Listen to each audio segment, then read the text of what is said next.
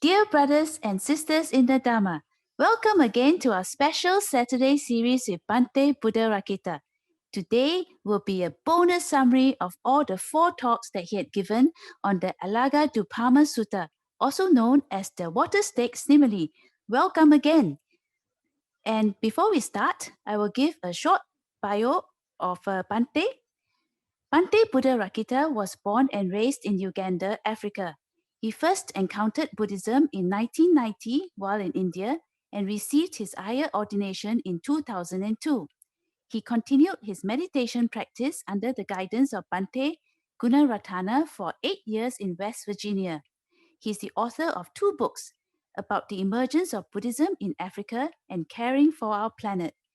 Bhante has also been teaching meditation in Europe, Australia, Asia, and the US for more than a decade. He's a regular speaker at Buddhist Fellowship as well. So we are very honored today to have Bhante again. Let's put our hands together and say sadhu 3 times. Sadhu, sadhu, sadhu. Namo tassa bhagavato arahato samma sambuddhassa. Namo tassa bhagavato arahato samma sambuddhassa. Namo tassa bhagavato arahato samma sambuddhassa. My Dhamma brothers and sisters and friends, today I'm going to summarize the discourse which is called the Simile of the Snake, Alagaddupama Sutta, which is the Simile of the Snake. We have already discussed it in 5 series of talks, and the first talk was really covering the whole sutta, and the 4 talks were going into details, and this last talk, which is the 6th talk, is really actually summarizing it, touching very, very important points. So there are actually 10 subheadings to this sutta. I'm going to read them. Is the setting of the discourse, there is the simile of the snake, there is the simile of the raft, standpoints for views, agitation, then impermanence and not self. Number 7 is the arahant. Number 8, misrepresentation of the Tathagata. Number 9 is not yours. And number 10 is in the Dhamma. So I'll start with the settings. The setting of Sutta, I'm not going to read word by word, but I'm just going to summarize. The setting of Sutta is about a monk who's actually called Arittha. Arittha was formerly of the vultures killers. That means he was killing vultures, and once he became a monk, probably he stopped. But that's a monk, and this bhikkhu, or monk, is having what we call pernicious views. This is even more than wrong views. This is very dangerous wrong views, basically. So this view that he's having, it goes like this, and it's in quotes. As I understand, the Dhamma taught by the Blessed One, the Tathagata, in other words, the Buddha, whose things called obstructions by the Blessed One are not able to obstruct one who engages them. So the discourse doesn't tell us these things. It just talks about those things called obstructions. So actually those things are sensual pleasures. Once we saw that when we were discussing the discourses in the past 5 talks. In other words, mental defilements, and one of them is sensual pleasure in this context. So this alone, that statement, when you read it, it looks very simple, but it has big implications, because as we saw, it has a challenge. It has a couple of challenges. We saw a couple of challenges. One is a doctrinal challenge. In other words, it challenges the Buddha's teaching, what we call the Dhamma Vinaya doctrine, now is the Dhamma, and Vinaya is the discipline. So it has a challenge on both the Dhamma and Vinaya. So doctrinal challenge is that according to the discourses, there's a discourse called Mahasihadanada Sutta, which is the Majjhima Nikaya number 12. This is a discourse that talks about the four intrepidities of the Tathagata. In other words, the full self-confidence of the Tathagata, the Buddha. And the third of those four are being challenged here now. I'm going to go through them one by one, just a summary of it. One of it is about enlightenment. I'm paraphrasing it. While you claim to be fully enlightened, you are not fully enlightened about these things. Another one is destroying tents. Then while you claim to be one who has destroyed the tents, you have not destroyed these tents. Then the third one is obstruction. Those things called obstructions by you are not able to obstruct one who engages in them. In other words, sensual pleasures.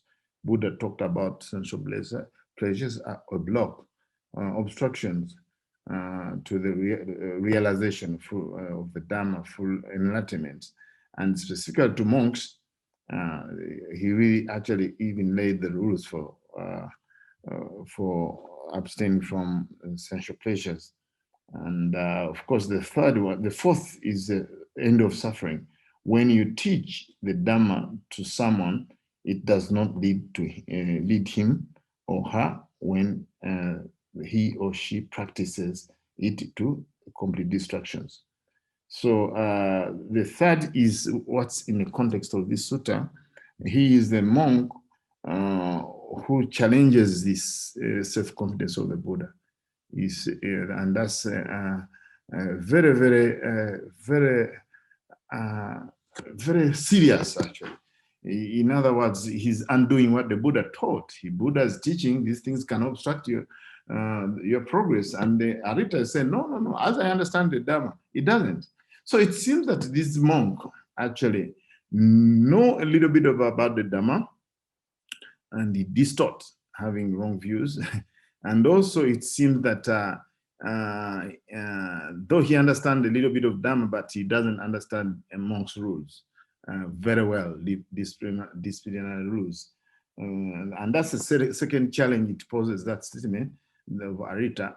It also challenges the monastic disciplinary rules, because by just having that view already, it's actually an offense, and it has to be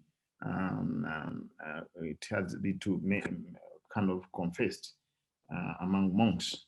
You have to confess it's already an offense called pachitya, and also leave alone that view is an offense already, but also challenges the Vinaya itself, the discipline of the monks, which say that, okay, a monk is supposed to abstain from and should actually abstain from sensual pleasures.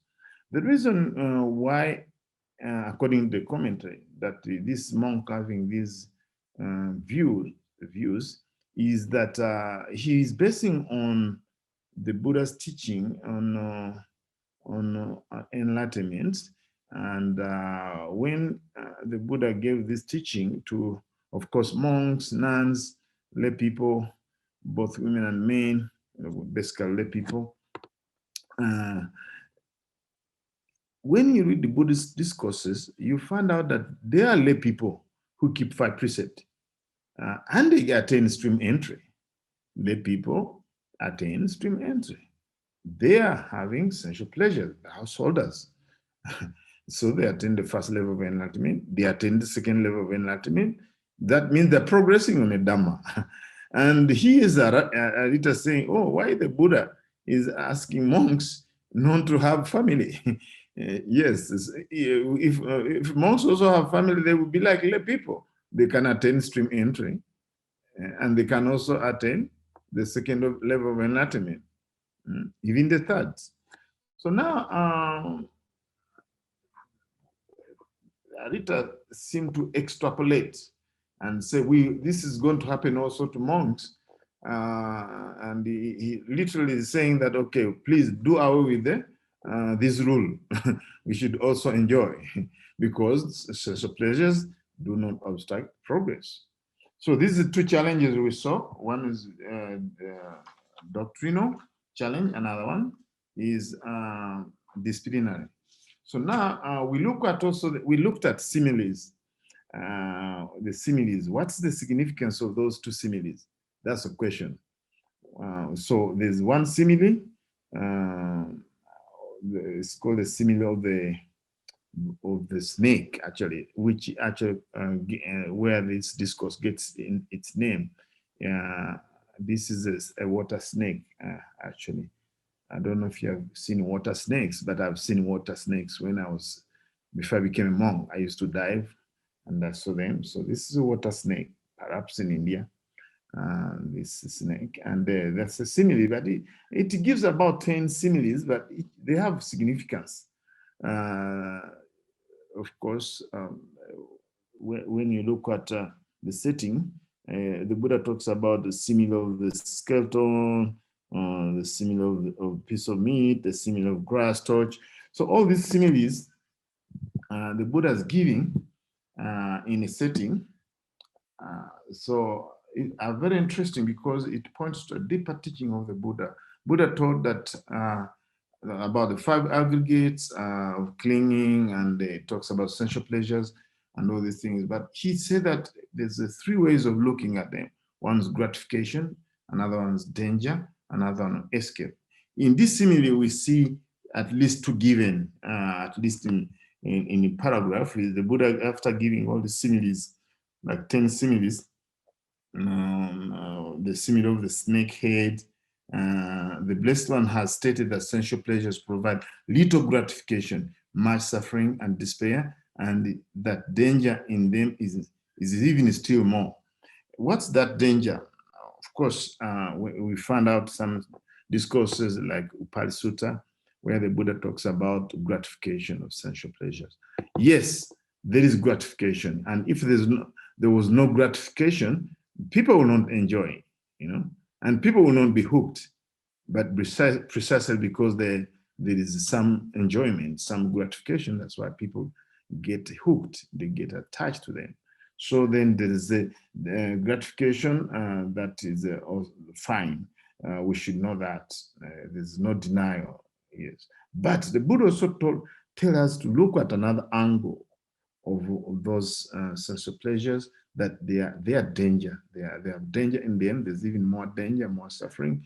And of course, in other discourse, we found danger such as defilement. That means the more you indulge in those pleasures, sensual pleasures or mental defilement, the more they become, they defile your mind, right? So if, let's say, today you give in 10%, and then another time, it will come 10, 15, 20. It keeps on increasing. I'm just giving arbitrary figures. It increases. In other words, it defiles the mind. So then another danger, that it degrades the mind. So there's 3 Ds: danger, defilement, and degradation, right? 3 Ds. Right, there's danger. Of course, other danger, we can see that everything is permanent and satisfactory, non-self. But really, we can stay like this, and we know exactly what the Buddha was talking about when he talks about much, and that the danger in them is even still more. So how more is that? We can see for ourselves. Yes, we can see for ourselves. And I told you last time when I was in snow, when I hold snow in India, and I was enjoying snow before I became a monk. And I opened here, and it went inside my t-shirt and my clothes. And then within a few minutes, actually a couple of minutes, it started melting, and I felt a lot of cold. It was very cold and bitterly cold, and I had to drop my camera, and then I really suffered a lot. And I told you that this is something we call buy one and you get one free. You really get the gratification, but the danger is free. So that's what the Buddha was pointing to in these 10 similes. And of course, the practice, of course, is always to escape, in other words, letting go of the attachment to sensual pleasure. It's not given here in the sutta and this line, but these are the teaching the Buddha gave: gratification, danger, and escape. Yes. So now we continue this again. The setting the Buddha talks about this monk as being a misguided man, Mogga Pulisa. Mogga Pulisa means empty-headed man or misguided man in the setting of the sutta. That's you can see in the setting. Actually, this language, okay, paragraph number 6, misguided man, to whom have you ever known me to teach the Dhamma in that way? Misguided man, have I not stated in many ways how obstructive things are obstructions? Okay, I want to mention this. I mentioned it before. Sometimes, not all times, the Buddha uses this language, but the reason why he uses this language, one might think is rough or harsh, but actually he uses this language at the right time and also out of compassion, right? You can see in a discourse called Alagaddupama Sutta, where the Buddha talks about different ways how he uses the speech. It has to be true, it has to be correct, it has to be beneficial. So whether it's agreeable or not, whether he is welcome or not, the Buddha will go ahead and speak about that, right? The Buddha, what he doesn't speak is what's untrue, what's not correct, and what's not beneficial, whether it's welcome or not welcome, whether agreeable or not. Those two kinds of speech the Buddha doesn't speak. But other kind of speech, he can speak, even if it's unwelcome, not agreeable, so long as he's doing it out of compassion, and it must be correct, true, and beneficial. So in this case, it's correct, is true, and it's beneficial to Arittha, and it may not be welcome or agreeable, but the Buddha do it out of compassion. That's why he used the word misguided man, right? So it shouldn't be misunderstood that the Buddha was using a harsh language to the guy who's having wrong views. So now we go to paragraph number 2. Paragraph number 2, it's about a simile of the snake, right? A simile of the snake, the Buddha gave it, and the question is, what is its significance? What's the significance of the simile of the snake? The significance is to demonstrate graphically the right way and the wrong way of grasping on the Dhamma, grasping on the Dhamma. So that's what it demonstrates. So now we saw what's the right way and the wrong way. Right way is to hold by the neck so that it doesn't turn and bite you, right? That's the right way. Wrong way is to hold by the tail. But also, I think not only the tail, if you hold in the middle somewhere by the stomach. So I don't know here, you hold by the tail, but I'm telling you, if you just miss the head anywhere, it can turn and bite you. But the tail being at the end, it makes sense that the snake will get really disappointed and it will bite you definitely. So that's the wrong way of holding the tail. And we talked about actually Vinom Paradox. Vinom Paradox is what they do, they catch the snake and get the venom. And they put in a refrigerator and preserve it, put maybe additional things to preserve it. And when the snake bite you, they actually administer that dose. Right. Yes. So in that case, the venom, which is poisonous, will act as medicine because it's handled very well. But then you see, if it's not treated very well, it will stay as poison, the venom. So the same thing can act as a poison. The same thing can act as a medicine. So the same thing, the Dhamma. Dhamma is medicine. In many ways, the Buddha talks about this is the medicine, and the Buddha is a physician.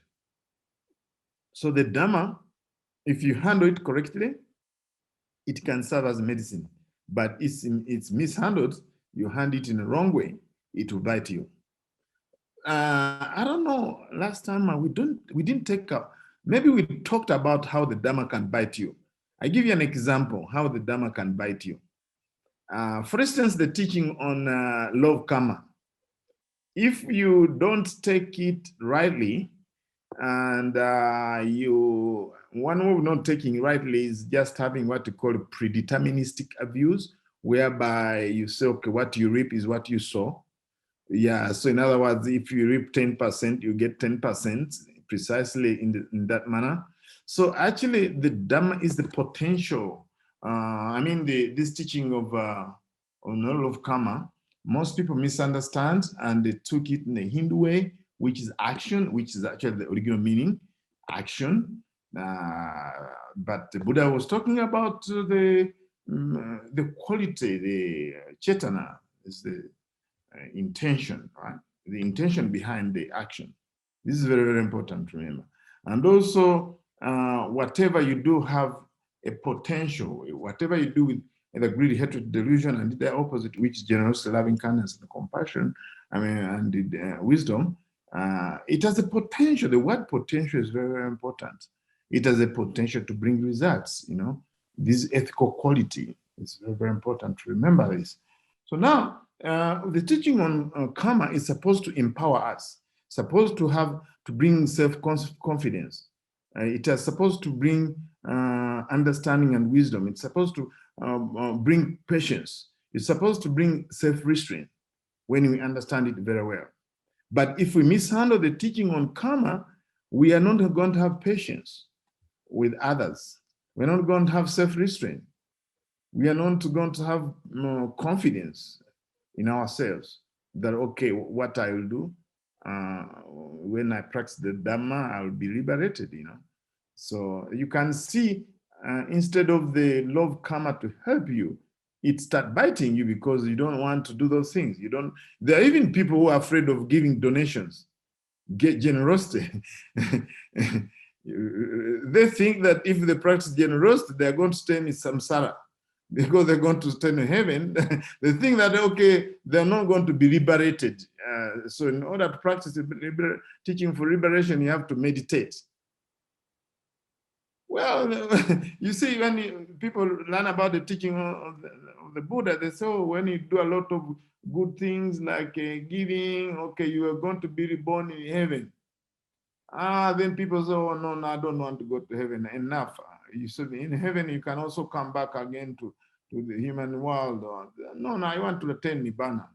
So generosity, no. I'm not going to practice generosity. And they'll skip.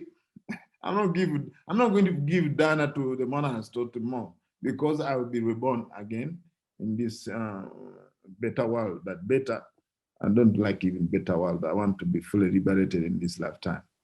So such misunderstanding of the Dhamma, it can actually, you can miss a lot because it's the practice of dana that leads it become a basis and support for the practice of sila, ethical conduct, and it's a basis of the Dhamma. Dana is the basis and support for the practice of bhavana, mental development. So if you really don't practice dana, generosity, and sila, ethical conduct, then you may not progress properly.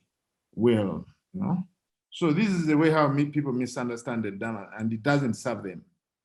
I've just given you one Dhamma of karma, but most of the teaching of the Buddha is being misunderstood. Also, that section, which section number 2, it talks about the 9 ways and that these are the oldest ways of classifying the Dhamma. Dhamma is being classified and discourses, stanzas. We find discourses in suttas, stanzas, we can find Dhammapada expositions. Verses, we can find the Dhammapada exclamation, sayings, udanas, we can find in udanas exclamations. Birth stories, we can find in Jatakas. Marvels, answers to questions. So this is the way how the Buddha used to classify the Dhamma those days, but now it's maybe slightly different, but we find it in discourses, everywhere in discourses. So now in this section, we find a contrast between a person who's well-trained and the person who's not well-trained, right? The way they handle the Dhamma. Somebody who has who's well-trained, he will handle the Dhamma by the head, and if he's untrained, he will handle the Dhamma by the tail, and then it come back and bites. The Dhamma come back and bites. So now, this is also we saw, and we can go now to another simile. But before we go to that simile of the raft, we have to look at paragraph number 2. Therefore, because when you understand the meaning of my statement, remember it according, and when you do not understand the meaning of my statement, then ask either me about it or those bhikkhu who are wise. So we should ask the Dhamma to get clarified, and also, more importantly, on this simile of this of the snake, it's really very, very important to remember. It really demonstrates the purpose of learning Dhamma. The purpose of learning the Dhamma, yes, is not to just for just only for holding on and criticizing others, right? It's not for Christ. We don't learn for the sake of criticizing others and for winning in debates, but for the purpose of experiencing the Dhamma for the good and benefit of others. So this is very, very important to note in that simile. So we continue on to simile number 3, which is the simile of the raft. So the simile of raft comes immediately after the simile of the snake. There is a reason for that. It might be the case that it's easy to misunderstanding that simile of the snake. And then you might think that, oh, well, the Dhamma is for grasping. So that's why the Buddha gave the simile of the raft, so that you know now the right approach of the purpose of practicing the Dhamma. So what's the significance of the simile of the raft? Basically is the right way of grasping the Dhamma is non-grasping. That's what it means, basically. The right approach is actually non-grasping. So the other one, okay, somebody can say, well, I'll grasp the Dhamma so long as I grasp it properly. But here the Buddha is saying, well, the right approach is really not grasping it at all, right? So that's the discourse. We should understand it figuratively, not literally. If we understand this simile literally, we might miss the point. Miss the point, right? We should really abandon attachment to the Dhamma. Attachment to the Dhamma. Of course, this is not to say that, oh, you know, when we practice the Dhamma, oh, we should abandon. We should not say like that, oh, we should abandon now right view, right speech, right action, and the Noble Eightfold Path. We should drop it all together because the Buddha told us not to attach the Dhamma, right? So this is very, very important simile, because most people think that way if they understand the discourse, the simile literally. So, but it should be understood in a figurative way. Just like any simile, we have to understand it within the context, and then you can get the best out of it. Here, when you look at paragraph number 14 in the simile of the raft, here the Buddha is ending up with the paragraph, because when you know the Dhamma to be similar to a raft, you should abandon even the teachings. That word teaching here is very problematic. One might think that, okay, you know, now since the Dhamma is like a raft, you should abandon the whole Dhamma teaching, you know. In other words, don't practice sila, don't practice dana, don't practice bhavana. You just probably even don't bother at all But that's really not what the Buddha is talking about here. We should understand it in the context also. Here the Buddha said, how much more so things contrary to the teaching.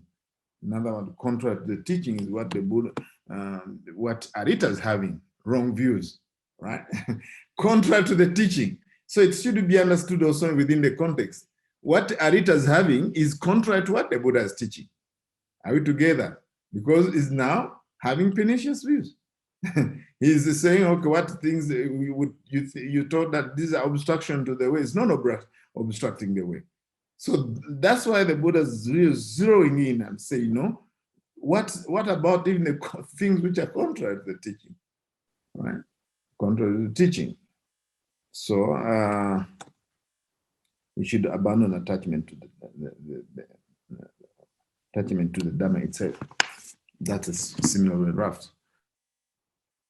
Many times people challenge me.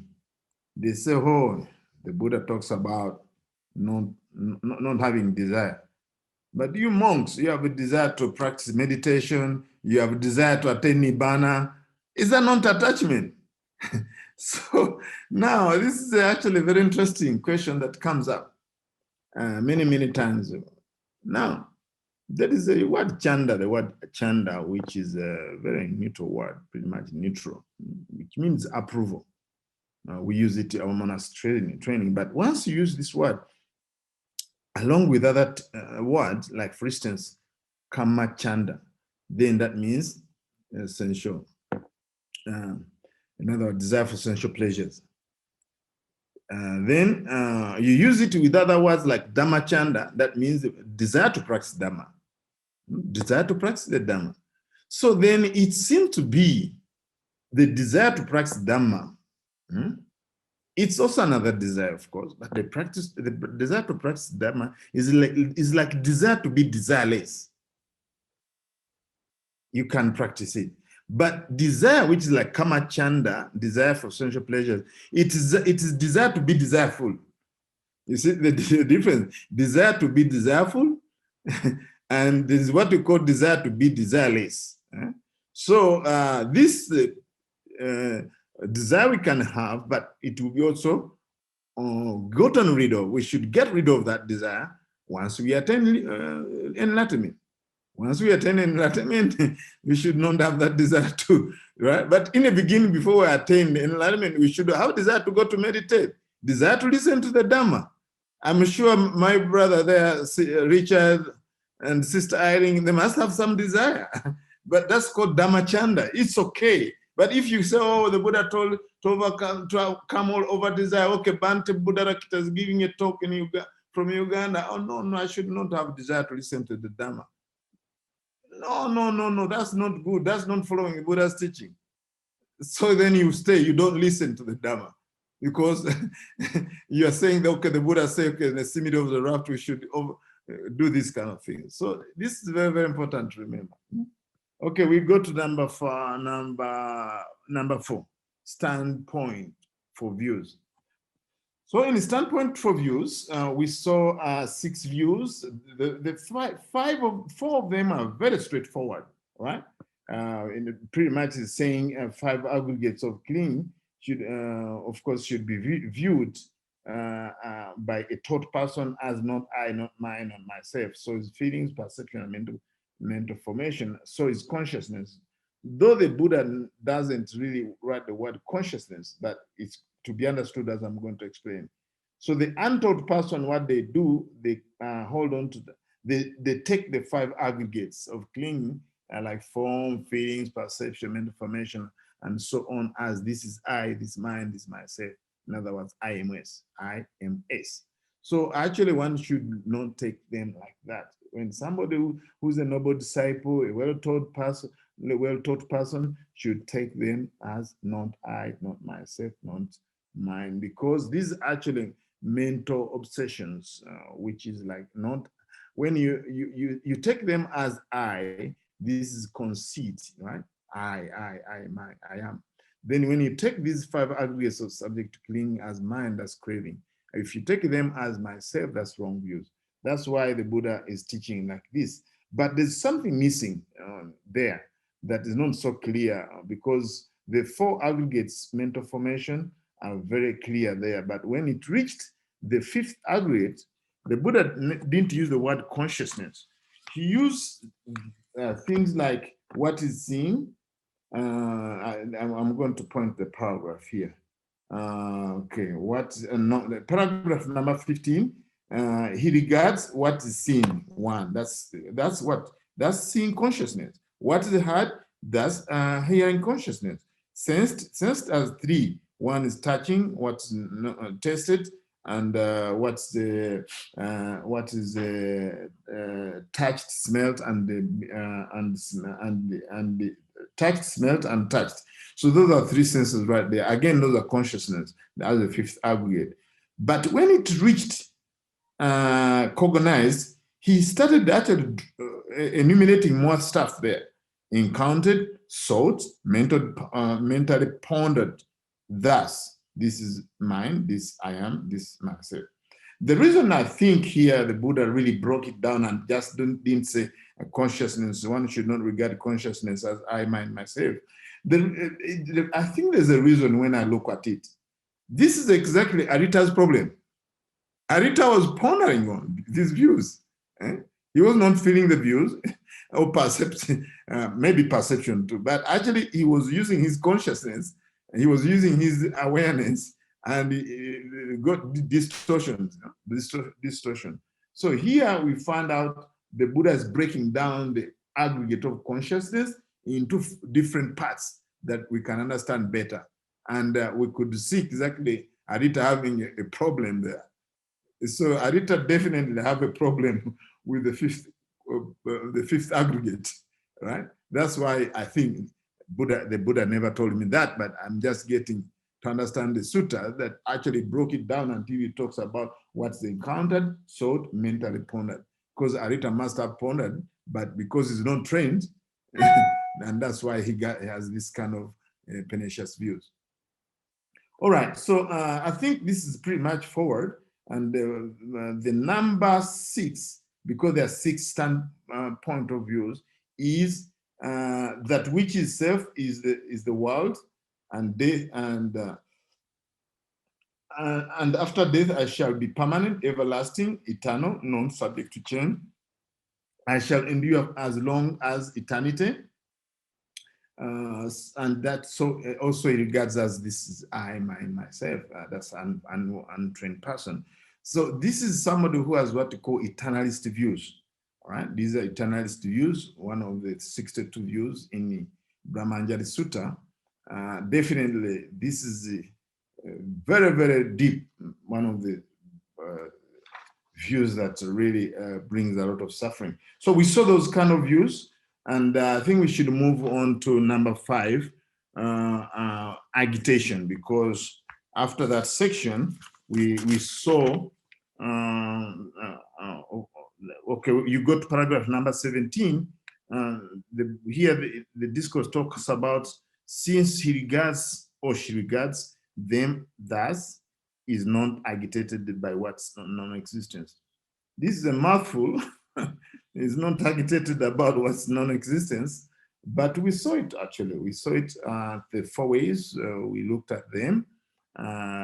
This agitation, the word agitation, according to discourse, it's fear and craving. Right? Somebody having fear and craving. We saw it there 4 ways, and there is a footnote, of course. I'm going to read a footnote. Here, according to discourse, it talks about agitation about what's non-existence externally refers to the worldling despair, sorrow, grief, lamentation over the loss or non-possession. When you don't have something, you get agitated and all these things. So well, last time when I was talking to you, I gave an example when before I became a monk, I had a clock and then I could not find it. Actually, it's a watch. It was a gift from a friend. I didn't find it one day and I felt very, very sad about the loss of it. And for me, after meditation and when I came to Buddhism, I found out actually the reason why normally I get a little bit of grief before I became a monk about things that I like and I don't find them. Though these days when I lose my umbrella, monk umbrella, I say, wow, whoever uses it, may they enjoy. That's what I do so that I don't get agitated. But I found out actually the things that used to agitate me a lot is actually, I found out these things that had infused a sense of self, right? A sense of myself. So the loss of those things, it was just losing the whole self, what I called self. So I had kind of infused my sense of self into those objects. So those objects become part of me. I see them as part of me. And if I don't see them, that means I don't see myself.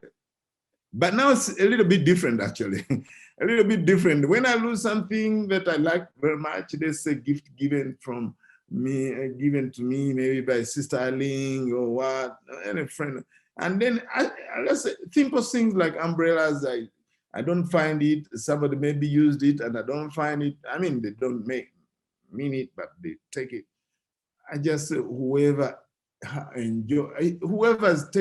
has taken my umbrella, may they enjoy it.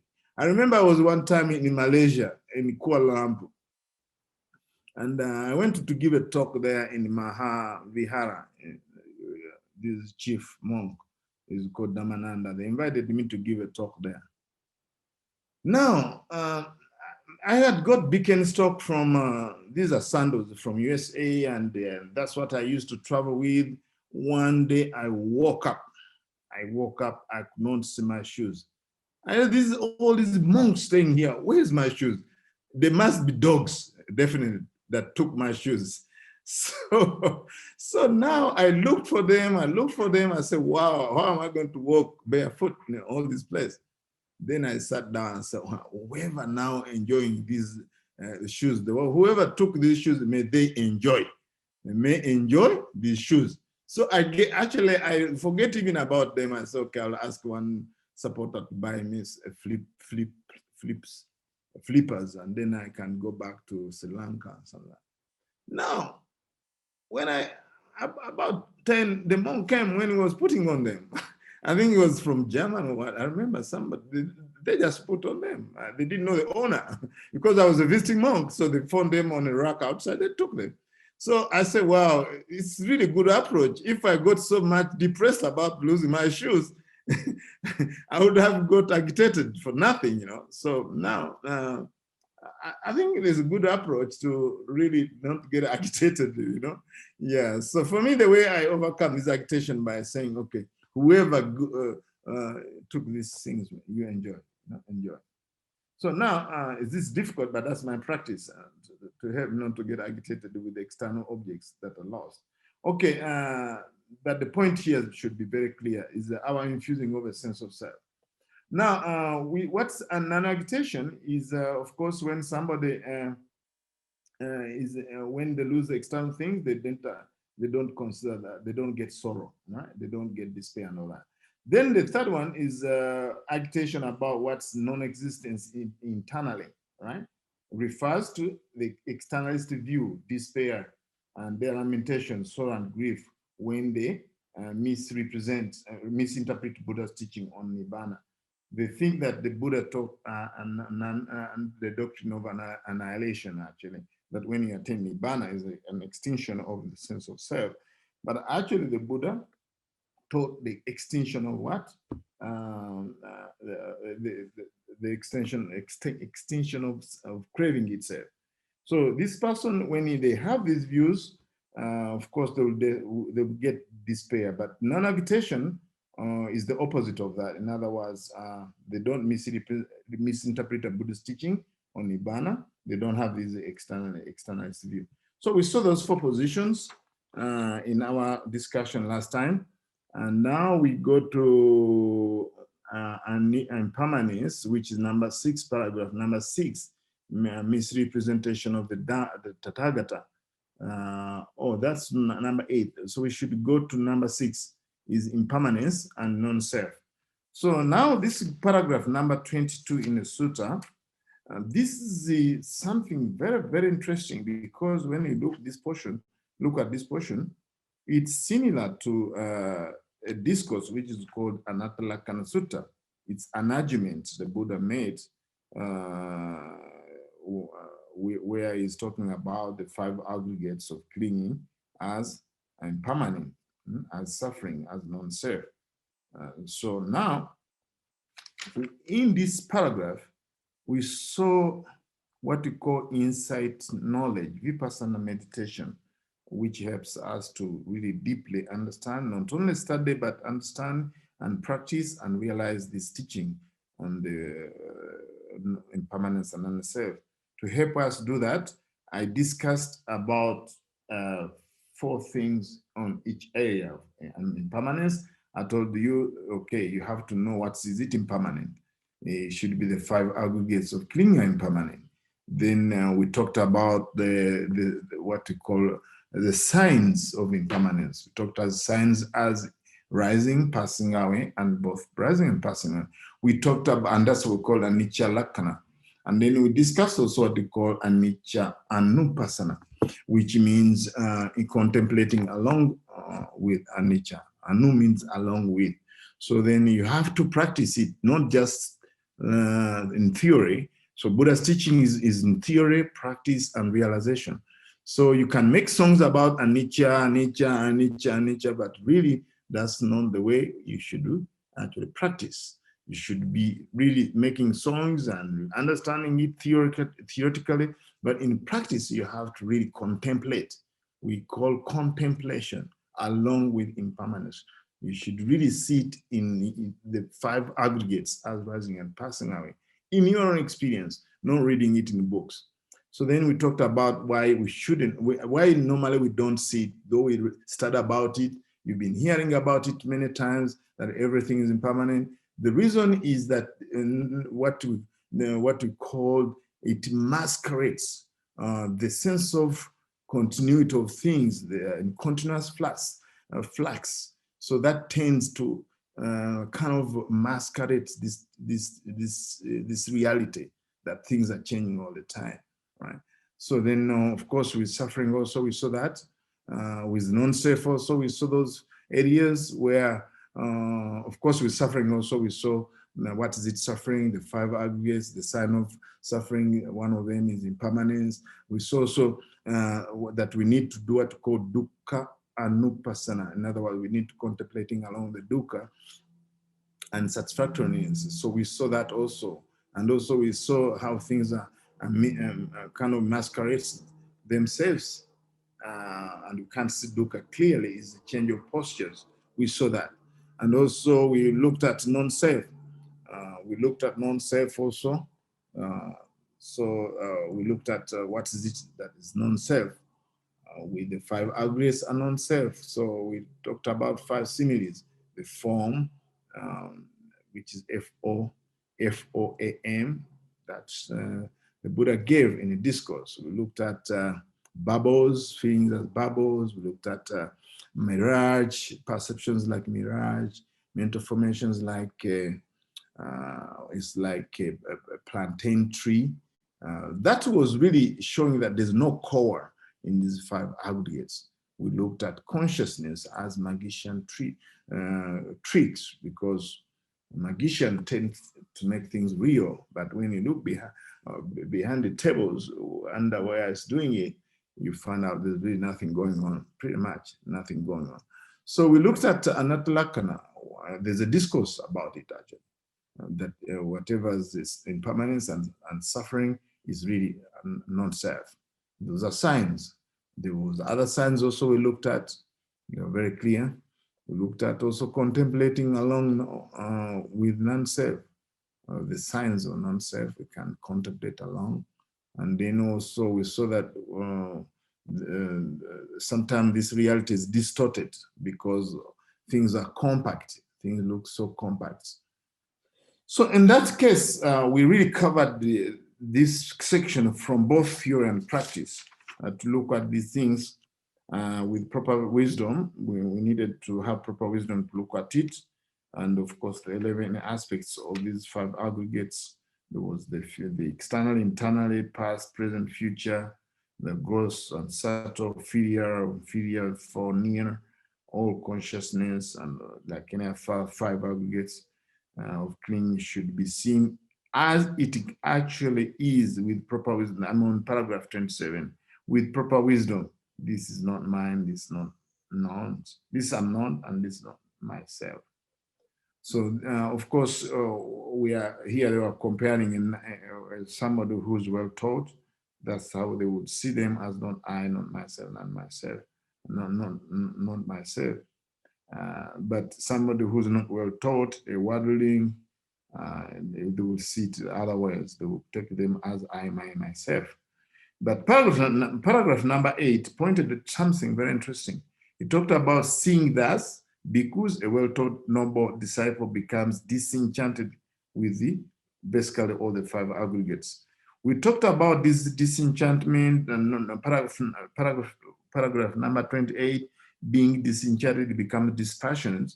Of course, his mind becomes dispassionate or is liberated. When liberated, there becomes knowledge, it's liberated. He understands, or she understands, birth is destroyed. The whole life has been lived. What had to be done has been done. There is no more becoming to any state of being. So we talked about these mental states, which is called nibbida. That's disenchantment, but I like more of the word disillusion than disenchantment. Nibbida. I told you that, of course, these are mental states, a series of mental states that comes from the practice of Dhamma and not holding on to things by greed, hatred, and delusion, or contemplating the 5 aggregates and understand them very well, that they are not mine, myself, or you're not clinging on to them. So any practice towards that area leads to what we call pamoja, gladness. From pamoja, gladness leads to what we call piti, joy. From joy, it goes to what we call tranquility, passaddhi. Then from tranquility, it gets into sukha, which is happiness. From happiness, it goes into concentration, samadhi. Then from samadhi, you get yatabhuta dasana, which means seeing things as they really are. Then from that seeing things as they really are, then you get disenchanted, which is called nibbida. So the sutta doesn't give those mind states behind, but you should know the background of these discourses, that's where you come from. You don't just come all of a sudden disenchanted or disillusioned. So there's some prior mental states that comes after that. I mean, before that. Then when you get disenchanted, you get what I call viraga, not gluing on to what we call conditioned phenomena. And once you get, you don't glue on conditioned phenomena, which is dispassion in English, but it sounds like a negative, but actually is a positive mental state. You and the mind get vimutti, which means liberated. Yeah, so now after this sentence, it talks about a job description of a person who does those kind of things, right? And last time I told you the word job description is not in the discourses here. But when you talk about what had to be done, has been done, that means there's some kind of assignment. So, and of course, I talked about the Four Noble Truth here, and each task there's a task for it, right? So what has to be done here, I mentioned that, okay, suffering has been understood, right? That's what this person has done. Suffering has been understood. And then the cause of suffering has been abandoned. And then Nibbana has been realized. And then the Noble Eightfold Path has been developed. So those are 4 areas that you need to remember, basically. Otherwise, when you read, oh, what had to be done has been done. What's it? What has to be done here? Yeah, so I mentioned that last time, but I was saying, okay, there's a job description here, right? If you remember very well. So there's no more coming to any state of being, that's an arahant. So is the next portion of this, the discourse talks about arahant, number 7. Number 7 subsection, it talks about an arahant. And with this an arahant, we really saw about 5, actually, we're talking about an arahant who has abandoned the fetters. And that, I don't know if you have that paper, but there were fetters, there are 10 of them. And there's five lower fetters. Five lower fetters. That means, I think you remember them. I don't have to repeat one by one. All right. So here in this section, it talks about various stages of fetters that the arahant has to abandon. Right. Abandons craving, abandons craving ignorance, he abandons ignorance, conceit, he abandons, of course, restlessness. So now these similes that the Buddha gave here, they're really amazing. They're just pointing to various fetters that an arahant has to abandon. Really very interesting. You should go through that list I gave you. It's about 10 fetters, and you can see each stage where this arahant, somebody to reach arahant, what they have to abandon. But it's worth mentioning that you have to go through stages. You don't just practice, okay, the next day you're an arahant. So it has to go stages. You have to attain stream entry, which I talked about the stream as the word stream is sutta in Pali. Sutta means, physically it means the ear. So sometimes these people are called savakas. They are listeners. They listen the Dhamma, you know. So that physical meaning also is very, very important. But also there's a metaphorical meaning of the word stream, you know. It means the stream itself, actually, because when there's a stream there in a river, it's just going to the ocean. That's the destiny to the ocean. It's not going to go back to the mountains. So it's just in one direction. So somebody who's attended the stream entry is given a maximum 7 baths, and then he is done what has to be done. So now has a chance, you know, 7 baths. Cannot be reborn in a woeful state, woeful states. So now this is very, very important to know also the third meaning of the word stream. I mean, metaphorically, it means the Noble Eightfold Path, or philosophically you can say. It means the Noble Eightfold Path. Once somebody actually enter into the stream, we are talking about the stream, which is the Noble Eightfold Path. So there are 3 meanings, right? We say Sotapanna, but what's Sota? It comes up in a discourse. Sanyutta Nikaya, the Ananda thing is asking the Buddha, Sota, what do you mean by Sota? And there the Buddha say, Sota means the Noble Eightfold Path. So it's good to know the meaning, 3 meanings of the word Sota, Sotapanna. So apana, entering. So you enter. So there is the ear physically, there's metaphorically the stream, and also there's metaphysically or philosophical meaning you can say, which is the Noble Eightfold Path. So now we saw that. And we go to the number 37 paragraph, a misrepresentation of the Tathagata.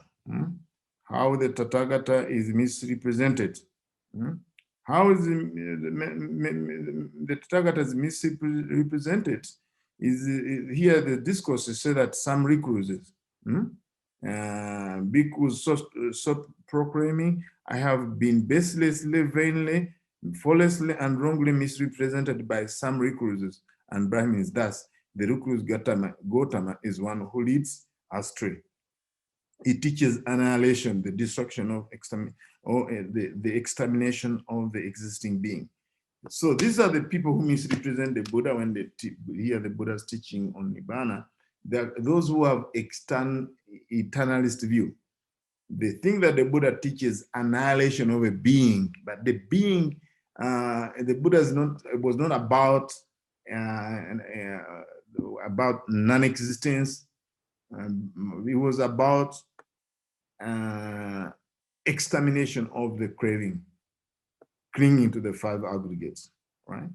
It's not about extermination of a being, because the Buddha was not teaching about a being. Because those people thought there was a being, the soul theory, they thought that there's a being that is being that is reborn from one life to another, and just like the Hindu way of thinking about the soul, that it gets another body and it wears this body. So it was being compared to a coat. When you wear the coat and then you go in the room and put another coat and then put another one, you just keep on changing the coats, but the person becomes the same. That's the concept of what we call reincarnation, but the Buddha talks about rebecoming, right? Rebecoming. So it's really very interesting to see the pre-Buddhist teaching, and that's what here the discourse is talking about, that people, they are misrepresenting the Tathagata. Is not teaching annihilation. Buddha taught what we call the middle path. He didn't teach what we call indulgence, self-indulgence, and what we call self-mortification. He didn't teach about annihilation, right? He didn't teach about those kind of teaching. So this is very, very interesting to remember. In this section, the Buddha, since he's teaching about 5 aggregates, and that not mine and myself and all these things. So when there is a praise or blame, this doesn't concern the Buddha or the followers of the Buddha, who knows that this is just only 5 aggregates of clinging as not I, not mine, not myself. So in this teaching, the Buddha is saying that you should have what called equanimity. Puttasa lokada mehi chitaya sanakampati asoka viraja kema etam mangara uttaman. A mind unshaken by the 8 worldly winds is asoka, so doesn't have grease. Asoka viraja, another stainless. Asoka viraja kema, viraja, stainless. Kema is secure, the mind is very secure. So it's not being shaken by this praise and praise and what we call gain and loss, honor and dishonor, and all this kind of thing. Here the Buddha is saying that since the person, whenever somebody says this, you just say, oh, for us, we have already, and we know already that you are paying service to already something that is non-self. That's why you hear this sentence, the Buddha said, paragraph number 38. Therefore, bhikkhus, if others abuse, revere, scold, and harass you, on that account, you should not entertain any annoyances, bitterness, or dejection of the heart. And if others honor, respect, revere, and venerate you, on that account, you should not entertain any delight, joy, or elation of the heart, and so on. There's a statement the Buddha is making there at the end. They perform those such services as this for us in regard to this which earlier has been fully understood. The Pali word is parinya, fully understood. So since we have already fully understand the 5 aggregates as non I and not myself, right? Not mine, not myself. So if somebody says something, whether it's for praising or whether for defaming, so we have already know, we already know that there's no, these words are not going landing anywhere. In the person there inside there was going to get angry. Actually, we get so much angry because we identify with the self, that the ego that is being bruised, being attacked. That's why when somebody say, oh, this word, they say this word to you, then you get disappointed. This happened one time, it happened one time. I have my caretaker here. He took care of the temple, cleaning the temple, but he passed away actually last year. But he was with me for 8 years. One time, it was about 5 years ago, 4 years ago. Actually, he called me. It was about 9 p.m. I was not staying in the temple. I had gone somewhere. And I went to the capital and then stayed there and came back the next day. What happened? About 9, he called me. Bhante, are you coming? I said, no, it's too late. I'm staying with a friend of mine who gave me a place to stay. It's too late. I'm not coming because there's a lot of traffic jam. But Bhante, I'm going to leave the temple. I said, why? You say, your cousin has told me that I'm a dog. I'm living, I've been with you for so many years, but I have no problem with you, but your cousin has said that I'm a dog. I said, what? I'm a dog. I asked him one question only. Are you a dog? He said, no, I'm not a dog. Then I said, why are you going? So that's why most people, they really get angry, because when people say things, they believe so. I told him, next time if somebody say you're a dog, look if you have a tail. If you have a tail, you should really think about it, And if you really think you're a dog, you go. So now, because there's a sense of self in this person, they identify with the sense of self. There's an ego there which is attacked. Then they get really disappointed. They get bitterness, rejected, disrespected. But somebody who practices like 5 aggregates, as not I, not myself, and so on, they should not get it. So, in fact, for me, many times when I practice, I got it in one book called Vimuttimagga, The Path to Purification. It talks about when you want to overcome anger, when somebody says something, and then you start asking, am I annoyed with their nose, with their head, with their hand, or am I annoyed with their feelings, perceptions, and all this kind of thing? So it's actually very practical to practice sense of equanimity in this paragraph. Okay, paragraph number 40, not yours. In this discourse, it talks about paragraph 40, therefore, bhikkhus, whatever is not yours, abandon it. We talked about this not yours. This not yours, we have to understand in 2 ways. One, literally, another, or in other words, not yours is 2 levels we can understand it.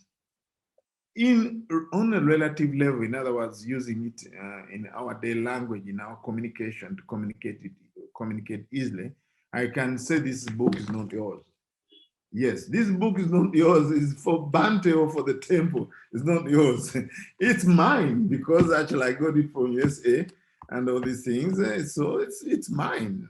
We can talk about it for communication purposes. So otherwise, it becomes very difficult, right? Yes, to communicate. But here the Buddha is talking about the 5 aggregates. In ultimate sense, they are not yours. The reason why it's not yours, we can see the argument according to the context. Really, when you look at the 5 aggregates, form, feeling, perception, they're on their own, basically. You can clean them every day, but actually they have a different schedule to keep. The body, the body is, yes, ours, but the thing is on one level, which is I told you relative level, but in ultimate sense, we cannot control it, right? We cannot control it. It has its own schedule to keep, 5 years, 10 years. We cannot reverse it. We cannot say, okay, may I not age? I mean, if it was ours, we can subject it to control, right? And say, oh, no, stop growing. I want to be younger, Now I'm 54, or no, I want to be 45. It should be obeyed to those commands. So abandon basically what's not yours, craving to the 5 aggregates. We should abandon craving to the 5 aggregates. We should not abandon our body and say, okay, no, it's not my body, so I'm not going to put on a robe, right? You say, oh, no, it's not my body, right? I mean, it's not my feelings, it's not my, so really, these things, we should understand them clearly. Now, finally, in this Dhamma, lastly, number 42, yes, here we find out Buddha talking about this Dhamma well proclaimed by me, thus it's open, clear, and evident, and free of patches. This is a Dhamma like, of course, the Buddha's Dhamma is well proclaimed. Well proclaimed means 3 ways. Being well proclaimed, we can talk about the 3 ways. In the beginning is an excellence, is excellent. In other words, the ethical conduct, sila.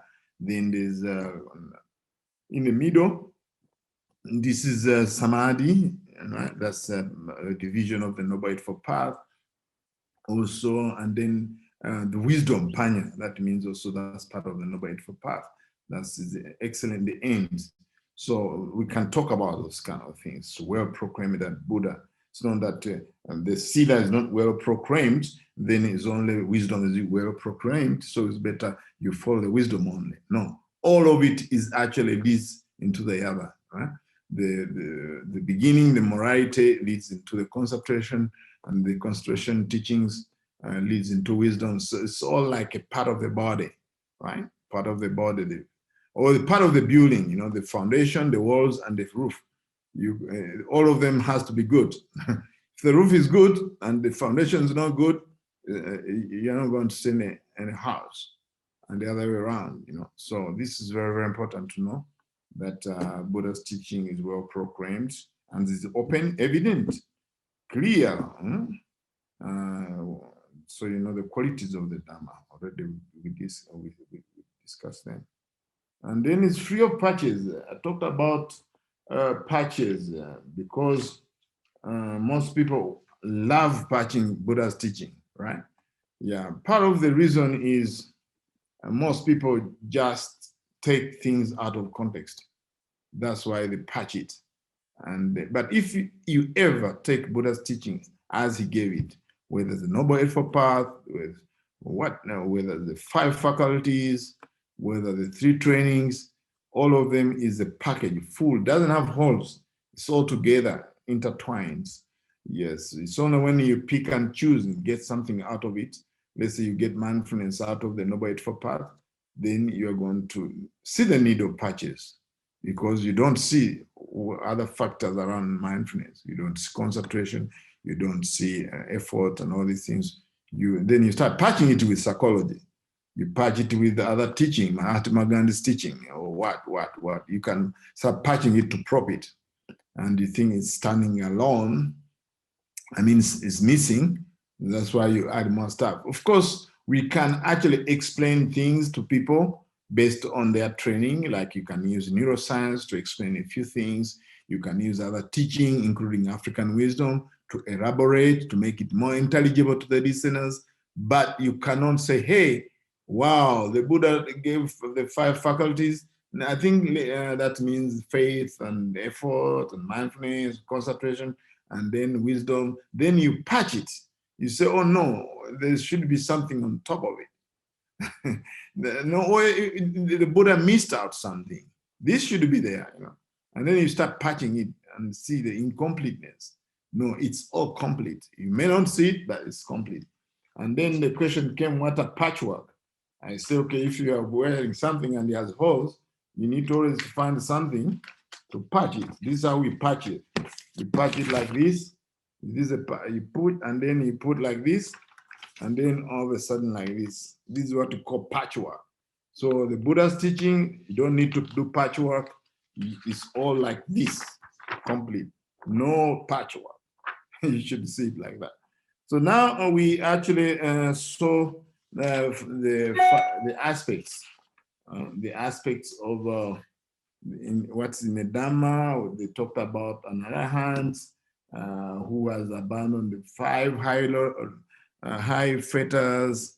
We looked at the non-returner and the various, what we call various fetters they have already abandoned. We looked at also what we call a once returner. We looked at a stream enterer. And then we looked at 2 more categories of people who are not yet fully enlightened. I mean, who are not yet enlightened, but below stream enterer, we have what is called Dhamma Followers, who uses more of the wisdom as a way to practice. So in other words, all the 5 faculties are being used, but the most prominent one is wisdom. And below that, we have also a faith follower. The other one called Dhammanusari. And Sadhanusari, it's one who uses faith. It doesn't mean doesn't use wisdom, but faith is more prominent. And now these people practice. And of course, the discourse ends up saying that, I'm going to read paragraph number 47. Because the Dhamma well proclaimed by me thus is clear, open, evident, and free of patchwork. In a Dhamma well proclaimed by me thus, which is clear, open, evident, and free of patchwork, those who have sufficient faith in me, sufficient love for me, are all headed for heaven. Here's something that I offered you last time, that how sufficient is sufficient. Faith and love. And so for me, the way I would understand it is that it's not just about loving the Dhamma as, the Buddha as a person, because it says, who have faith in me.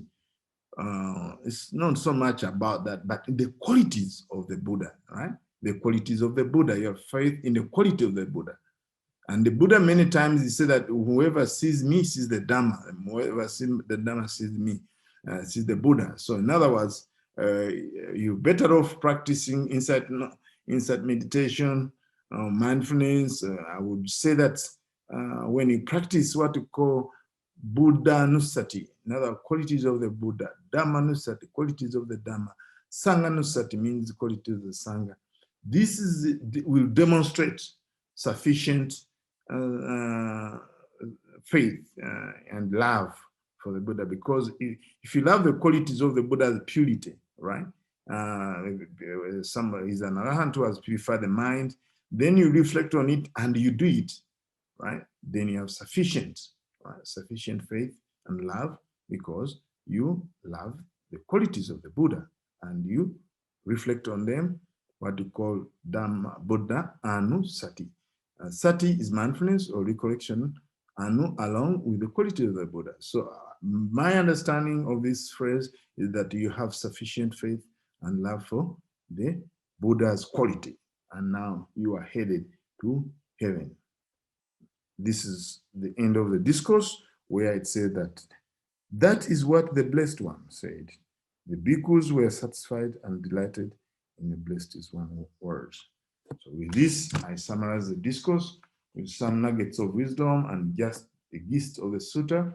And this is what I can offer for today. Thank you very much for listening to me, and I give this for your reflection. Sadhu, sadhu, sadhu, Bhante. Yes. We have a few questions, Bhante. The first one is, what's the difference between faith followers who are headed for enlightenment? And the second last paragraph says, sufficient faith in me and headed only for heaven.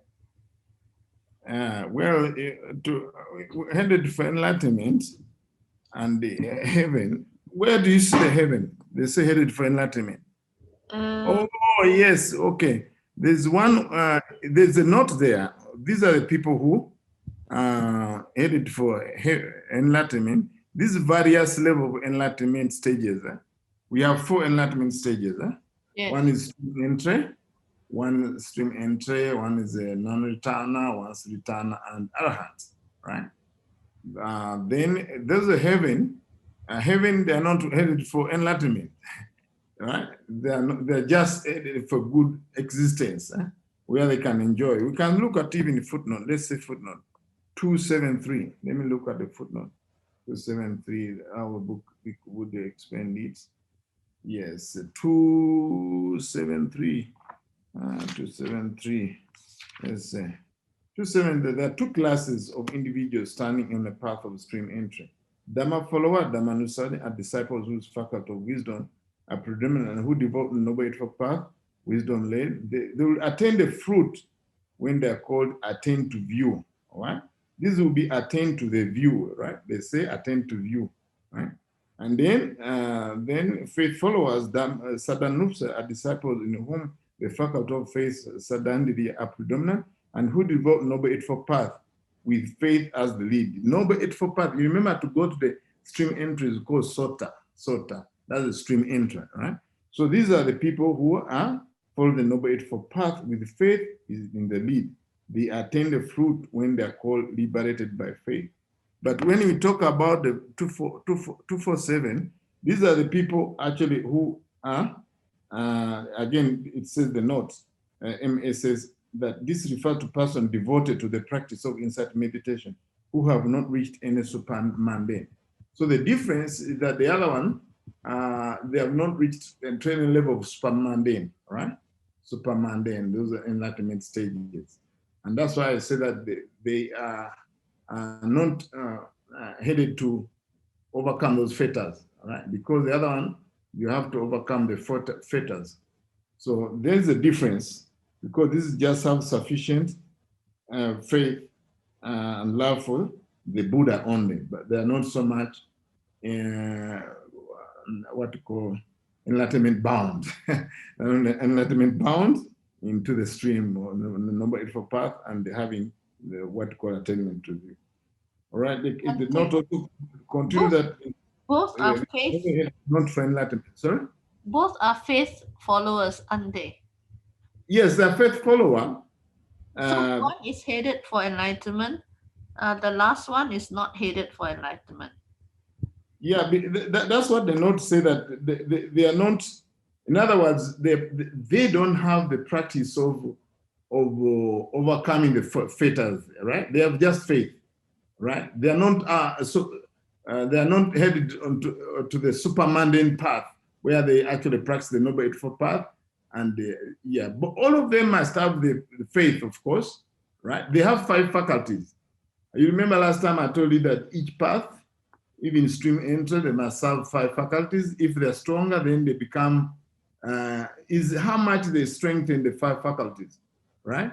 If they're stronger, they become once returner. Even they become stronger, they become non-returner. If even the strongest, they become the arahants. Is about also developing the 5 faculties. But here, they are all called the same name, but these actually are bound. They develop the Noble Eightfold Path. The other one, they don't develop the Noble Eightfold Path. As I told you, you can just have quality. You reflect on the qualities of the Buddha, Dhamma, and Sangha. That's a meditation itself. You say the qualities of the Buddha, Dhamma, and Sangha, and you reflect all the Buddha Arahant. Is full enlightened, so you call it. Yeah, you may not practice the Noble Eightfold Path, and then you are bound to the supermundane path, but you have just sufficient faith in the Buddha, which I told you, the Buddha. You can just practice the qualities of the quality of Buddha, Dhamma, and Sangha. So in this case, we can say qualities of the Buddha. Many people actually in many countries I see. They may not follow the path as you follow it, practice vipassana meditation, practice this, but they have faith in the Buddha, right? They may not even attend the retreats. They may not meditate. They just do Buddha puja maybe, and qualities of the Buddha, they imbibe, they develop in themselves, right? But they are not bound to that path to enlightenment. That means stream entry, right? They have faith, but different degrees of faith, and different strength of the spiritual faculties. That's what the note say, that, okay, not that they are headed only as far, only for heaven, not for enlightenment. Some people say, oh no, enlightenment not for me in this lifetime. I will try next life. I'll just give dana, maybe. I just do this and this and this. They will have faith. Right? And also they say they'll go to heaven. And some people, they will say, oh, I wait until Metteyya Buddha come. What long will we go to? These are Buddhist people, actually. they love helping this and that for the Buddha, the statue, their faith. Yeah, but what's, as I say, that when you put faith into other contexts, then it becomes stronger, because faith is not out of other contexts. Like then there's more energy, there's more wisdom, there's more mindfulness, there's more concentration. Then you have more strong faith. But you have faith alone.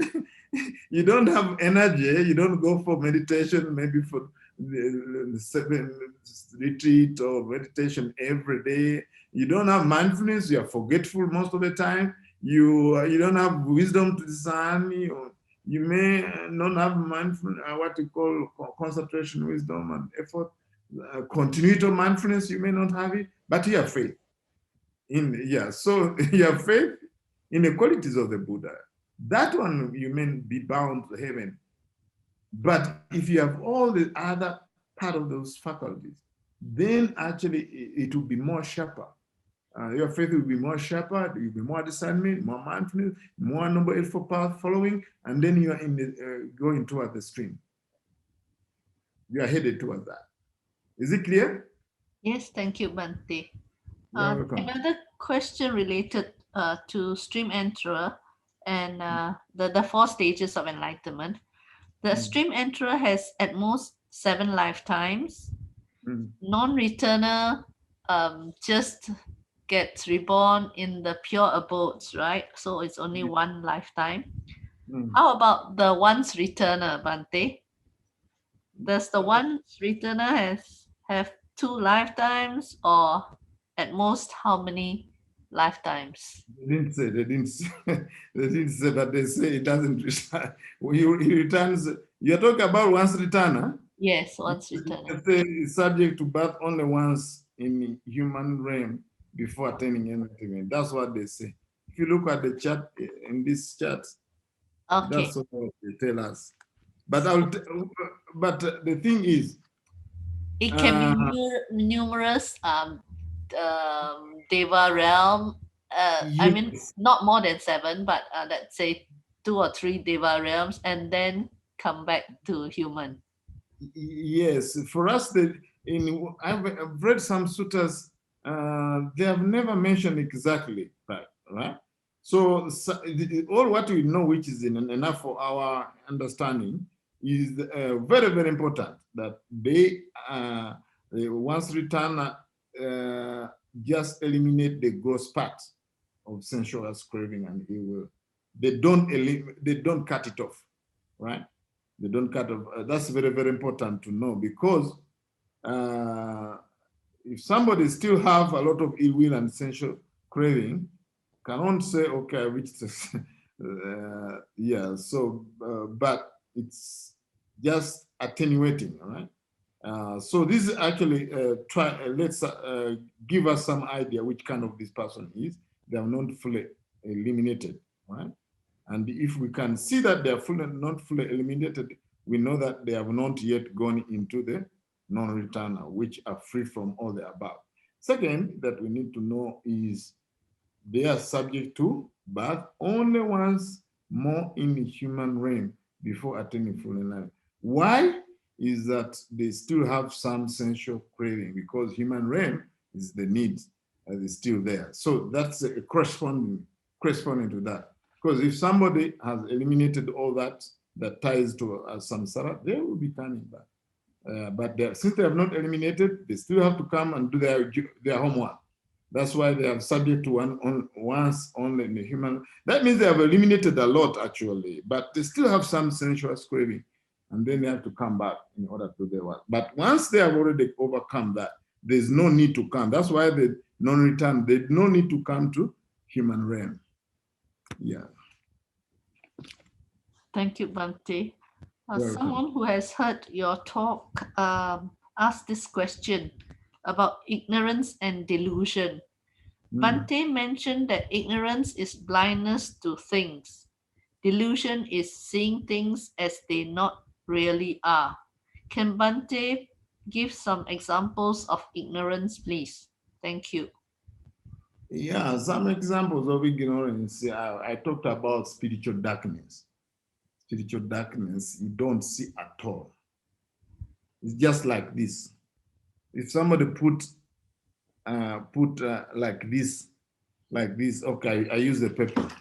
Somebody put like this, you don't see completely. Huh? But let me use my fingers like this. Somebody put like this, you don't see at all. You totally don't see. It's like not seeing the Four Noble Truth in this case. You don't see suffering because of suffering. But this one, you see this one, you still see. Eh? Yeah, this one you don't see completely, right? But here you see, but in a very distorted way, you know.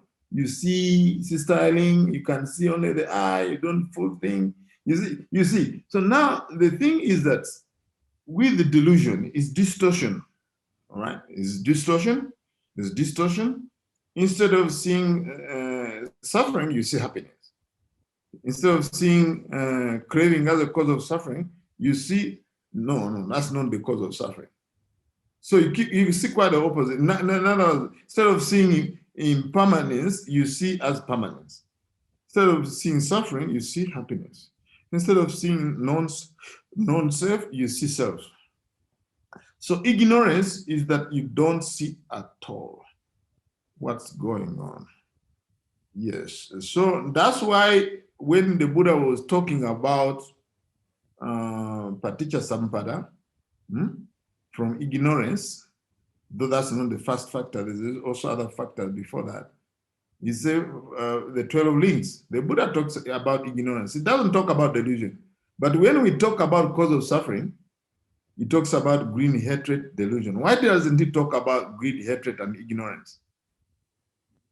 When he gives the three unwholesome states of mind, he talks about greed, hatred, and delusion. He doesn't talk about ignorance.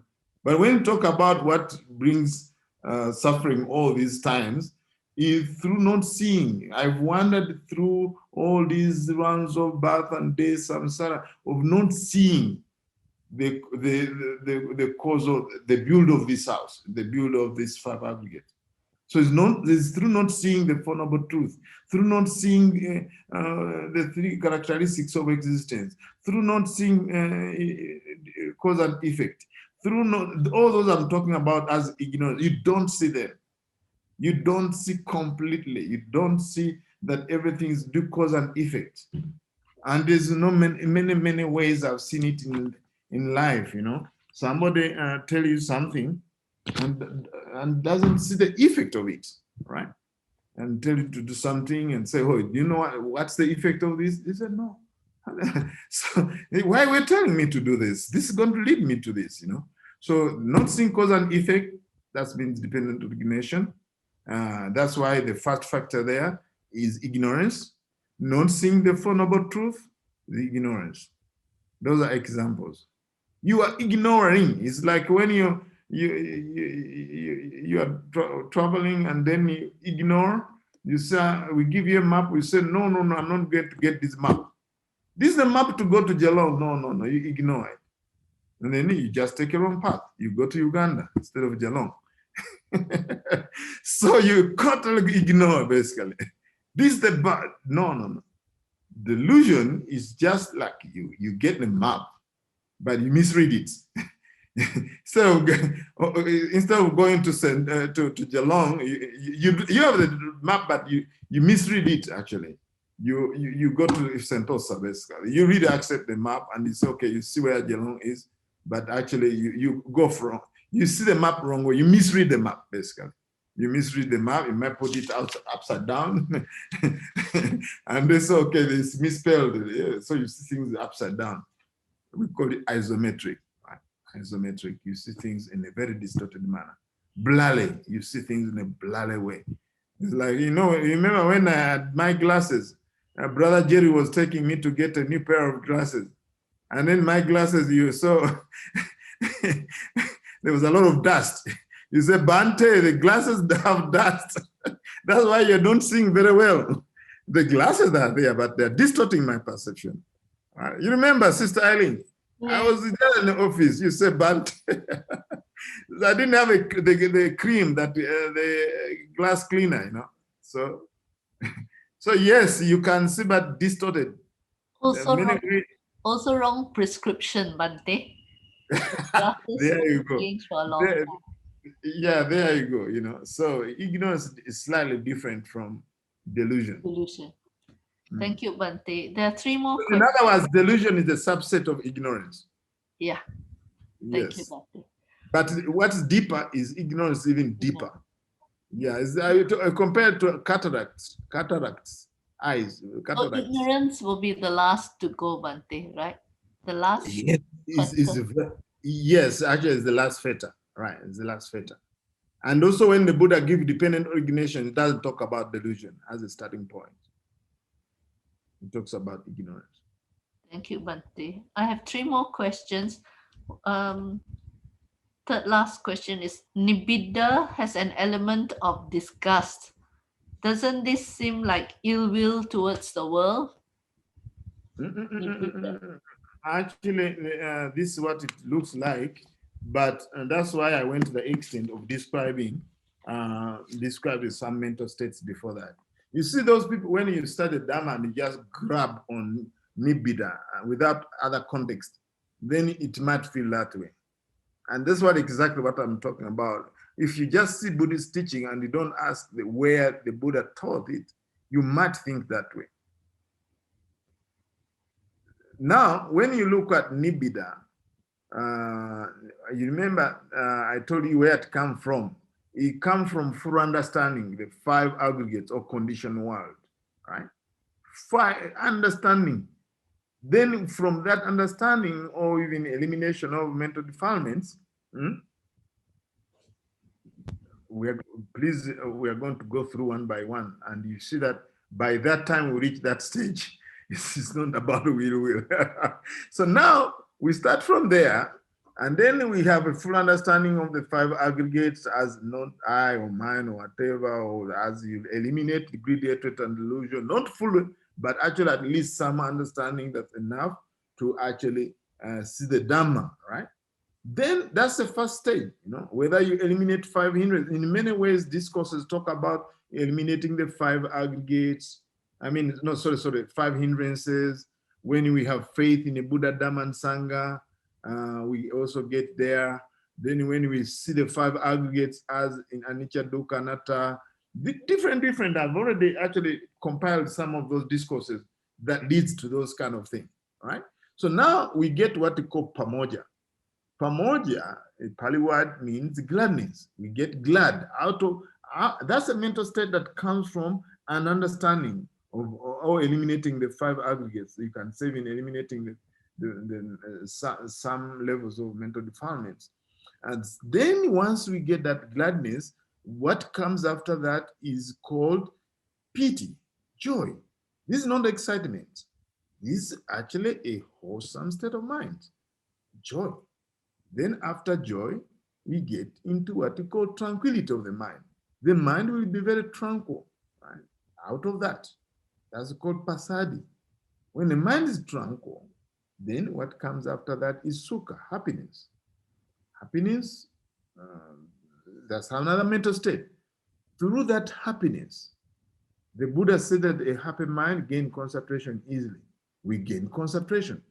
A mind that is gaining concentration, it has, in one form of fashion, has to overcome, even on a temporary basis, overcome 5 mental states. One is greed, another one is ill will, vyapada, another one is sloth and torpor, another one is restlessness and worry, another one is doubt. So now the mind is already has at least temporarily suppressed, all right?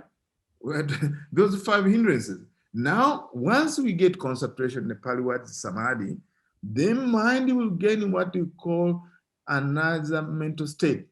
It's given many words. It's called yata, bhuta, jnana, dasana. Seeing things as they really are, right? What are those things? The 5 aggregates, as they really are. That means they're impermanence, unsatisfactory, and non-self. Then from there, Sister Irene, from there, only from there, now we are seeing things with proper wisdom, not with confusion. Then we go to that state of mind, which is called nibbida, is a higher attainment. So it's the language they use looks like a negative state, like disgust, but this is not disgust. That's why I prefer the word disillusioned. We are disillusioned. Or disenchanted? Yeah, disenchanted, because before we had the enchantment in the conditioned world, but now that's not what we see, because we have yata, bhuta, jnana, dasana. We see things as they really are. It's like throwing a bone to the dog and start grabbing it, thinking that there's a meat, only to find there's only dry bone, and start munching on it, and then it's saliva going down. It's not getting is getting dissatisfied because it's not getting what it thought. When you threw it, it thought there's a piece of meat. only to cue it, and then it's not find anything. It gets disillusioned. And then from that disillusionment, it goes to the same another stage, which is called viraga. Viraga means gluing. V means not gluing. So you not gluing onto the conditioned one. That's when the dog spits that bone. In fact, next time when it passes it, it doesn't go to it again. And this is not about the object. It's about a very well-defined, refined mental states that you go through, not by reading, but through the practice. So now when the question comes, okay, is that not disgust coming from ill will? What is the ill will if you have already eliminated it, at least even on the temporary basis, through before even Yata Bhuta Jnana Dasana, you gain concentration, and the concentrated mind is presumed not to have those five hindrances. Thank you, Bhante.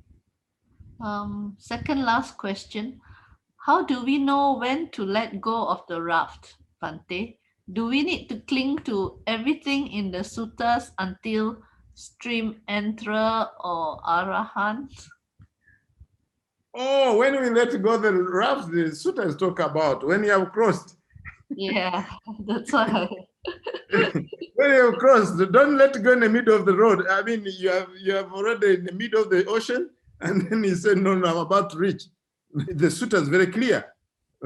When you're done, when you're done, you see the sutta say, the answer is when you have fully understood, when you have fully understood the suffering, when you have abandoned the cause of suffering, which is craving for sensual pleasures, craving for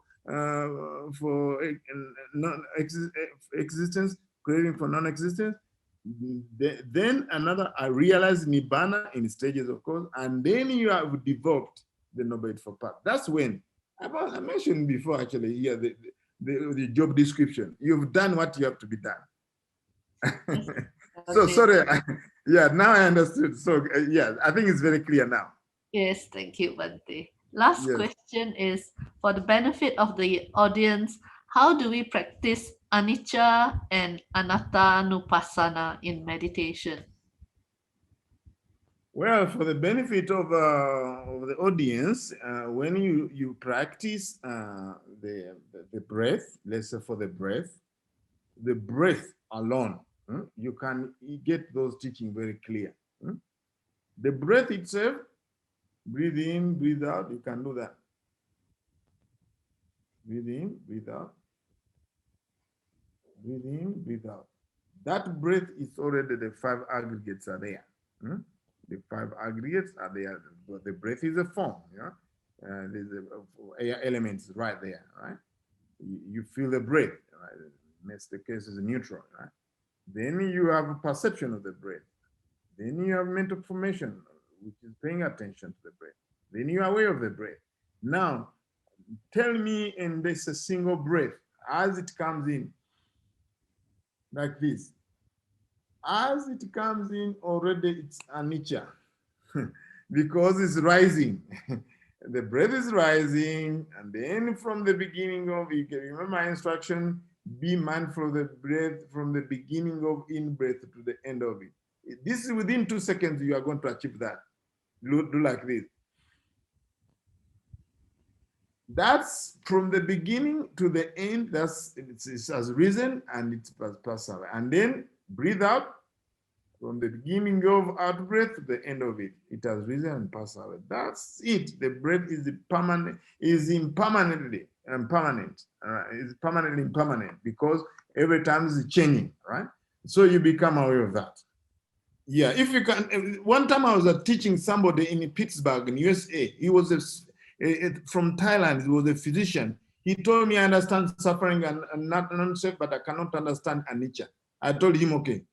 And this is a Buddhist from Thailand, and he's a doctor, surgeon. He was so busy, busy. But he had this monk coming from Uganda. He's giving a Dhamma talk. So there he came in Pittsburgh many years ago, 2004, I think. Then I told him, okay, you don't understand anicca? Yes. He said, yes. I said, breathe in. Breathe in. Don't breathe out. Breathe in. Breathe in. Continue breathing. And then he started breathing in, breathing in, breathing in. I said, don't breathe out. So then he saw anicca for the first time. So you contemplate along with anicca. So you see the breath rising and passing away. So you get that insight. Then non-self, the breath is non-self, right? It's changing all the time. That's one of the characters, we talked about anicca lakkhana, anatta lakkhana is rising and passing out. Impermanence. Not lasting. Not subject to full control. And so if you have full control, we should be breathing in alone, right? But precisely because we don't have full control. Okay, you can try if you have full control for the breathe in and you have control it. You'll just get anxiety and all these things. It's outside our control. It's impersonal. It's a process. And in many ways, it's also dukkha, because when you breathe in, if you don't breathe out, your eyes are going to even start swelling. There's anxiety and tension and all these things. So we don't have even to go far away to look for this. Anicca, dukkha, anatta. Just a single breath. A single breath has the 4 elements. A single breath has the 5 aggregates. It has anicca and dukkha and anatta right there. You can now extend to feelings. You can look at the feelings, whatever you feel, whatever you touch. Maybe you touch something like this. You touch it like this. Then you just feel, oh, this is touching. Then you say, is it impermanent? Then you can see. Then you can see also the anatta part of it. So everything, but the good start is the breath, because the breath is exhibiting all those things all the time. Then if you practice mindfulness of other things, the same thing. Let's say if you are doing walking meditation, you put your feet there on the ground like this, then you can look at the sensations, right? The foot touching, the touch sensation, you look, oh, it's rising and passing away, the touch sensation. And then the warmness is rising and passing out. And then you see there's anatta, because it's changing all the time. So these things you can practice, no problem. So from form to feelings to all the 5 aggregates, Bhante? Yes, because that's what it is. In fact, that's where I talked about what is it that is anicca. It's a 5 aggregate. Everything should be in reference with 5 aggregates. Not sentosa as anicca, sentosa as dukkha. No, it is from a gross level, but it has to be subjected to the 5 aggregates, what you have to practice. And things will be very visible if you do that. Even consciousness, even awareness, everything. So do what you call mindfulness of 5 aggregates. That's the answer. 5 aggregates. And that's how you should practice it. In fact, the Buddha said that there's a question, somebody was 80 years. He said, oh, I'm old, I cannot sit in meditation, I'm senior in my years, I cannot read the Dhamma, I cannot do this and that. The Buddha said, oh, I understand. You cannot meditate and read all these discourses and all. But if you want, because that's what she asked, what can I do in order to benefit from this Dhamma? The Buddha said, look at 5 aggregates as anicca, dukkha, anatta. If you don't have time to study all these suttas and meditate, to go to the retreats and all these things, he said that we practice 5 aggregates as anicca, dukkha, anatta. That's it. 5 aggregates of clinging. Subject to clinging, because 5 aggregates is possessed by arahats, for enlightened being. Thank you, Bhante. Thanks again, Bhante, for the extra bonus talk, the part 5. We're supposed to do part 4. Yes. So maybe share merits to all sentient beings, Bhante. Yes. Okay. So now, this is our last talk, isn't it? Yes, Bhante. We will invite you for other talks. Not the Alagaddupama Sutta, the end of this sutta, but not the practice of this sutta. Okay, that's very good. Okay. We're going to share merit and also do the blessing.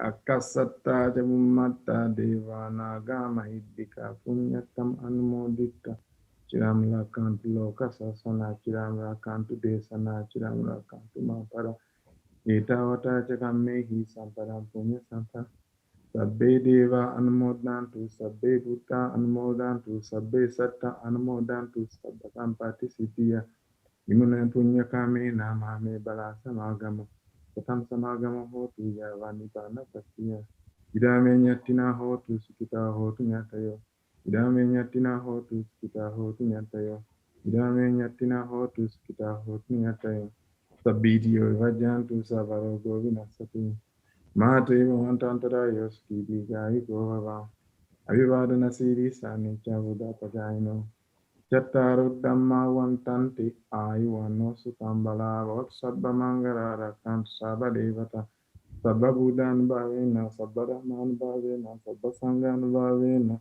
Sada Soti Bhavantute. May you be well, happy and peaceful. May you be free from suffering and its causes. Thank you very much for listening to me, and may I offer this for as your reflection. So thank you very much. Sadhu, sadhu, sadhu. Thank you so much, Bhante. Thank you, brothers and sisters, for tuning in to our bonus summary with Bhante Buddharakita. Tomorrow, we will have Achan Kemawaro. He is the abbot of Wat Buddha Dhamma in the Blue Mountains of New South Wales. The title of the talk is Learning from Life. The talk will be broadcast simultaneously in Buddhist Fellowship West Center, as well as Facebook and YouTube at 10:30 a.m. Next Sunday, we will have Achan Brahmali, who will share with us about seeing opportunities in difficulties. It will be broadcast live from Perth, Australia to BF West Center and Facebook. Please note that the talk will start at 3 p.m. If you want to come to BF West Center to attend, do sign up through our Eventbrite. Thank you.